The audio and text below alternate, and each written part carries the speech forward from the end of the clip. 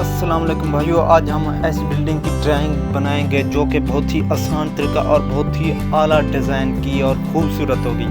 आपने वीडियो को पूरा देखना है ताकि आपको समझ भी आए। इस वीडियो के बाद आप यकीनन मैं 100% कह सकता हूँ कि आप अपने घर का नक्शा या किसी भी इमारत बनाने के लिए इसको इस्तेमाल कर सकते हैं और इसके सीखने से आपको बहुत से आइडियाज़ खुद ब खुद आ जाएंगे।